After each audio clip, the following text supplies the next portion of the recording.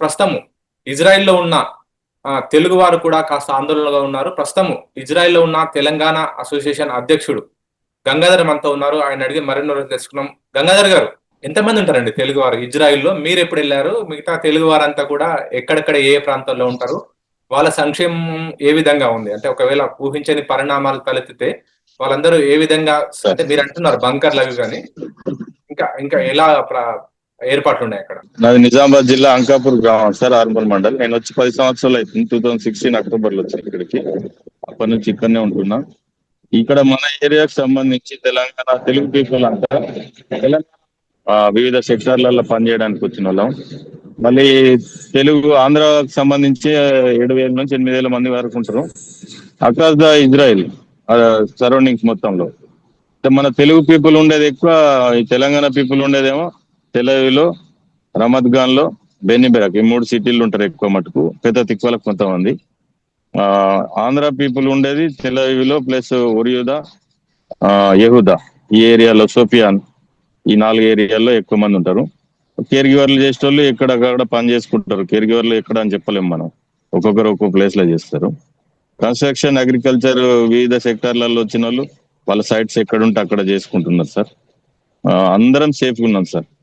Okay, అంటే Netanyahu కార్యాలయం పైన కూడా దాడి చేశామని చెప్పి కూడా ఇరాన్ ప్రకటించింది కదా ఇరాన్. అంటే వాళ్ళ వ్యవస్థ అంత పకడ్బందీగా ఉందని ఇరాన్ చెప్తుంది. అంత ఇరాన్ నుంచి డైరెక్ట్ ఇజ్రాయెల్ పైన దాడి చేసే విధంగా కూడా మా క్షిపణులు ఉన్నాయని చెప్తున్నారు కదా. ఇప్పుడు మీరున్న చుట్టుపక్కల ప్రాంతంలో క్షిపణులు పడితే ఆల్రెడీ ఐరన్ డోమ్ వ్యవస్థ ఇజ్రాయెల్ పర్ఫెక్ట్ గా ఉందని అంటున్నారు. వాళ్ళు ఏదైనా బంకర్లు అవి ఏర్పాటు చేశారా? మీరు ఎక్కడ తల దాచుకుంటున్నారు? ప్రైమ్ మినిస్టర్ ఆఫీస్ పైన నెతన్యాహు ఇంటి పైన దాడి చేసాం అనేది అది ఫాల్స్ ప్రాపగాండా. అసలు వాళ్ళు దాడి చేసే ఛాన్సే లేదు సార్. మేమున్నది బంకర్స్ ఉన్నాయి కాబట్టి సేఫ్ ఉన్నది సార్. బంకర్లోకి వెళ్తాం. ఇప్పుడు మీకు ఇక్కడ చూపించమంటారా సార్?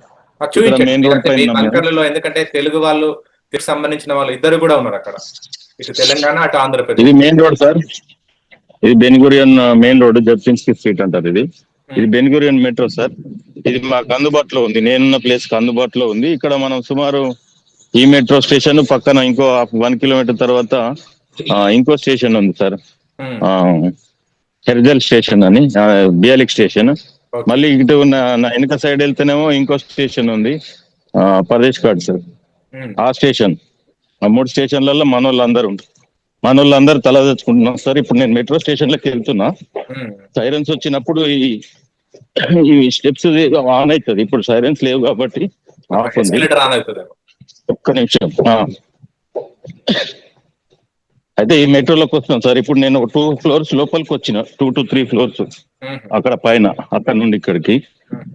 ఇది మెట్రో స్టేషన్, ఇది ఫుల్ సెక్యూర్డ్. మళ్ళీ ఇది ఫస్ట్ ఫ్లోర్ మేము వచ్చింది, ఇంకో ఫ్లోర్కి వెళ్ళాలి. అయితే ఇట్లా బంకర్లు ఉండడం వల్ల మాకు ఏం ఇబ్బంది లేదు సార్. మేము చాలా సేఫ్ ఉన్నాం. ఎక్కడికక్కడ బంకర్లు ఉన్నాయి. ఈ మెట్రో స్టేషన్ మాకు అందుబాటులో ఉన్నాయి.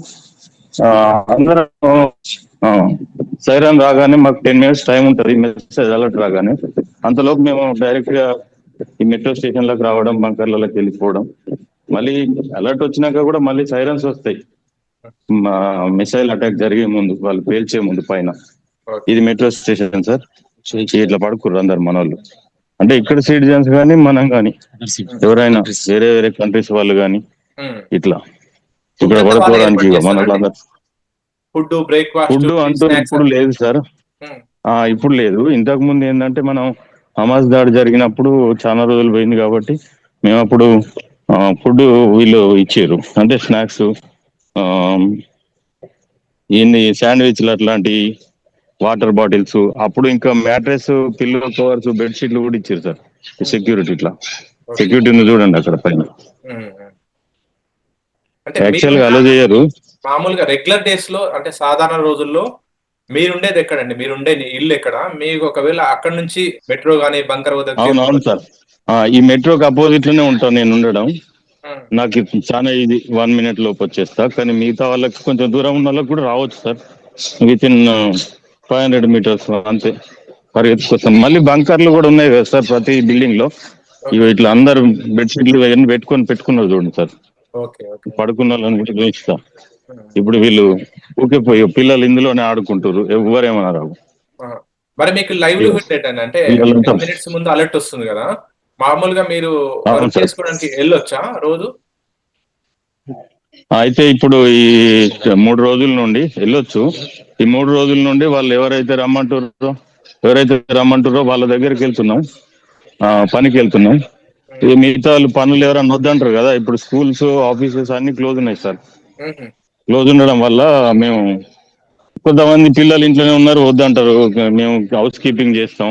హ్మ్. కేర్ గివర్ ఉన్న వాళ్ళకి వాళ్ళు పనులు చేసుకుంటారు. మాలాంటి వాళ్ళు ఎక్కడ ఉండేటోళ్ళు ఇక్కడ ఉంటున్నాం సార్. హ్మ్. పోకుండా ఇంట్లోనే ఉంటున్నాం. ఈ 3-4 రోజులు పనులు ఉన్నాయనుకోండి కొంచెం ఈ తీవ్రత తగ్గే వరకు. ఓకే. మరి ఈ యుద్ధం ఇదే విధంగా కంటిన్యూ‌గా కొనసాగుతుంది. ఎందుకంటే ప్రస్తుతానికి అక్కడ ఉన్న పరిస్థితులను చూస్తే ఇరాన్ కూడా ధీటుగానే స్పందిస్తుంది. ఇరాన్ ఆ గల్ఫ్ దేశాలపైన కూడా అమెరికా స్థావరాలపైన క్షిపణులు దాడులేస్తుంది. ఇజ్రాయెల్ పైన కూడా నేరుగా దాడులు చేస్తుంది. అంతేకాకుండా ఇజ్రాయెల్, ఇరాన్ పైన కూడా యుద్ధం తీవ్రతరం చేసింది. ప్రస్తుతం ఇదే విధంగా కంటిన్యూ‌గా ఎక్కువ కొనసాగితే అక్కడ ఉన్న తెలుగు వాళ్ళ పరిస్థితి, మీలాంటి వాళ్ళ పరిస్థితి? మాకేం ఇబ్బంది లేదు సార్. ఈ పరిస్థితులు ఏమైనా తీవ్రతరమైన లాస్ట్ టైం నమాజ్ జరిగినప్పుడు కూడా మేము ఇక్కడనే ఉన్నాం. అప్పుడు వందే భారత్ ఏదో ఫ్లైట్స్ పెట్టింది గవర్నమెంట్ ప్రభుత్వం, భారత ప్రభుత్వం. ఇజ్రాయెల్ ఉన్న ఇండియన్ ఎంబసీ వాళ్ళు కూడా మాకు పూర్తి సహాయ సహకారాలు ఉంటాయి. ఎప్పటికప్పుడు అప్డేట్ ఇస్తుంటారు. వాళ్ళు చెప్పారు పొమ్మని, పోవాలనుకుంటారు. కొంతమంది పోయారు సార్. 200 మంది, 500 మంది లోపే పోయారు. 2 ఫ్లైట్స్ ఏమో అంతే. 2 ట్రిప్పులు పోయినాయి అంతే. ఓకే. మిగతా వాళ్ళందరం ఇక్కడనే ఉన్నాం. ఇప్పుడు చాలా రోజులు అంటే హమాస్ అప్పుడు చాలా రోజులు జరిగినప్పుడు కూడా ప్రొవైడ్ చేశారు గదా! ఇప్పుడు మీరు అంటే ఎక్కువ కాలం అవును యుద్ధం కొనసాగితే అక్కడ ఇబ్బందులు ఎదుర్కొనే తెలుగు ప్రజల గురించి మీ తెలంగాణ అసోసియేషన్ ఇజ్రాయెల్ తరపున ఏం చేస్తుంది మీ చర్యలు? ఏమన్నా ఇదివరకు ఏమైనా వాళ్ళకి ఇబ్బంది కలగకుండా చేయడం అటువంటివి చేశారా మీరేమన్నా? ఇంతకు ముందు అంత ఇబ్బంది జరగలేదు. ఇప్పుడు కూడా అంత ఇబ్బంది జరగదు సార్. ఒకవేళ అట్లే జరిగేది ఉంటే మేము ప్రొవైడ్ చేయడానికి మేము సిద్ధంగా ఉన్నాం. అంటే మన వాళ్ళు ఎవరెవరు ఉన్నారు, ఏముంటది అనేది మాకు తెలుసు. ఖర్చు ఎంత అవుతుంది ఏందనేది. హ్మ్. మనిషిని డబ్బులు వేసుకొని చేసుకోవడం అట్లా మేము చేసుకుంటాం. మాకు అసోసియేషన్ ఉంది కాబట్టి. ఓకే. ఆ, అసోసియేషన్‌లో అందరూ ఇప్పుడు కూడా కోఆర్డినేషను, అంత అందరూ సీరియస్. వాట్సాప్ గ్రూప్‌లు ఏర్పాటు చేసుకోవడము, అదంతా వాళ్ళంతా వాళ్ళతో కలిసి ఇప్పుడు సమన్వయం. ఇప్పుడు ఉంది సార్. ఇప్పుడు ఆల్రెడీ వాట్సాప్ గ్రూప్స్ ఉన్నాయి. ఒక్కో గ్రూప్ లో 1024 మంది ఉన్నాం. హ్మ్. కన్స్ట్రక్షన్ గ్రూప్, అగ్రికల్చర్ గ్రూప్, రకరకాల 6-7 గ్రూపులు ఉన్నాయి. అన్ని గ్రూపులలో ఎప్పటికప్పుడు ఈ యుద్ధానికి సంబంధించి మెసేజ్లు అప్డేట్ ఇవ్వడం, మళ్ళీ ఎవరికైనా ఏమైనా జరిగిందా, ఏంది పరిస్థితి, ఎట్లుంది ఆ ఏరియాలో, ఎప్పుడైతే ఈ సైరన్స్ వచ్చేదన్నా పడిపోయింది అన్నప్పుడు వాళ్ళకి ఫోన్లు చేసి కనుక్కోవడం, ఎట్లున్నారు అనేది. ఈవెన్ దో గాజా స్ట్రిప్ లో బార్డర్స్ లో ఉన్న వాళ్ళది కూడా కాంటాక్ట్స్ ఉన్నాయి. వాళ్ళు కూడా అప్పటికప్పుడు సమాచారం ఇస్తుంటారు. మేము అడుగుతుంటాం సార్. ఇప్పుడు ఇబ్బంది లేదు. యుద్ధం కూడా ట్రంప్ గారు చెప్పింది 4 వారాలు అన్నారు. కానీ మాకు తెలిసి నెక్స్ట్ వీక్ బెన్గూరియన్ పోర్ట్ కూడా 12th వరకు ప్రభుత్వం యుద్ధాన్ని ప్రకటించింది, స్టేట్ ఎమర్జెన్సీ. హ్మ్. అది కూడా తగ్గించే సడలించి ఇచ్చే అవకాశం ఉంది. బెన్గూరియన్ ఎయిర్పోర్ట్ కూడా సోమవారం వరకు ఓపెన్ అవుతుందని వినిపిస్తుంది ఇక్కడ హ్మ్. మాకు తెలిసి. ఓకే. ఏం ప్రాబ్లం ఏం లేదు సార్. అంత యుద్ధం అంత తీవ్ర స్థాయికి పోదు. ఎంత ఓకే. తీవ్ర స్థాయికి పోయినా మాకు ఎటువంటి చిన్న గాయం కూడా కాదు ఇప్పటి వరకు ఇన్ని యుద్ధాల్లో. అక్కడున్న అధికారులు గాని, పోలీసులు గాని వాళ్ళతో మీకు ఏ విధంగా అంటే వాళ్ళ నుంచి హెల్ప్ ఏ విధంగా అందుతుంది? అంత చాలా ఫ్రెండ్లీ ఉంటారు సార్ వీళ్ళ పోలీస్ వ్యవస్థ, అధికారులు కూడా. హ్మ్. ఇప్పుడు పైన ఉన్నారు ఆల్రెడీ. ఆర్మీ అధికారులు ఉన్నారు, ఈ సెక్యూరిటీ వాళ్ళు ఉన్నారు, హ్మ్. పోలీసులు ఉన్నారు పైన. అంతా వీళ్ళ వీళ్ళ పౌరులను ఎంత మర్యాద చూసుకుంటారో మనకు కూడా అంత మర్యాద ఇస్తారు వీళ్ళు. ఎటువంటి తారతమ్య భేదాలు లేవు ఇక్కడ. ఓకే. భారతీయులకు బాగా అభిమానిస్తారు వీళ్ళు అవును. ఇజ్రాయెల్. మనతో ఎక్కువ అవినాభావ సంబంధం. సరే అవును గంగాధర్ సార్. గారు జాగ్రత్త అండి. మీరొక్కరే సార్ కాకుండా మీ తెలుగు అసోసియేషన్ మిగతా అటు ఆంధ్ర ప్రజలు గాని, ఇటు తెలంగాణ ప్రజలు గాని అందరూ సురక్షితంగా ఉండాలి. ఏమైనా ఆపద వచ్చినా కూడా అందరూ ఒకరినొకరు ఆదుకునే విధంగా కూడా ఉండండి. అక్కడ ప్రభుత్వ సహకారం తీసుకోండి. ఏమైనా అక్కడి నుంచి అక్కడ ప్రభుత్వ సహకారం కాకపోతే మన భారత విదేశాంగ శాఖ దృష్టికి కూడా తీసుకురండి గంగాధర్ గారు. సార్ మీ ద్వారా ఒక చిన్న రిక్వెస్ట్ సార్. అయితే ఇంటికి వెళ్ళిన వాళ్ళు కూడా ఇప్పుడు ఇంటికి వచ్చిండ్రు ఒకేషన్ పైన.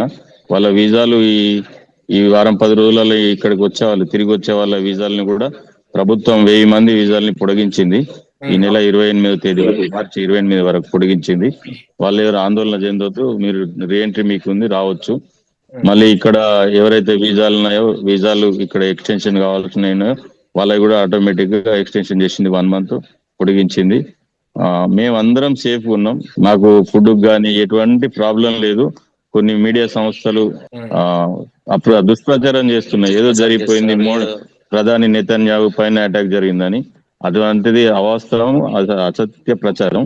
మీరు ఎవరు బెంగ పెట్టుకోవద్దు. మేమంతా సేఫ్ ఉన్నాం. మాకు మీరు ఆందోళనకు గురి అవ్వద్దని ఈటీవీ ద్వారా మీ అందరిని కోరుకుంటున్నాను. ఓకే, మీ ధైర్యానికి చాలా సంతోషం గంగాధర్ గారు. మిగతా తెలుగు వాళ్ళందరిలో కూడా అదే ధైర్యం నింపండి, అదే విధంగా ఉండండి అక్కడ.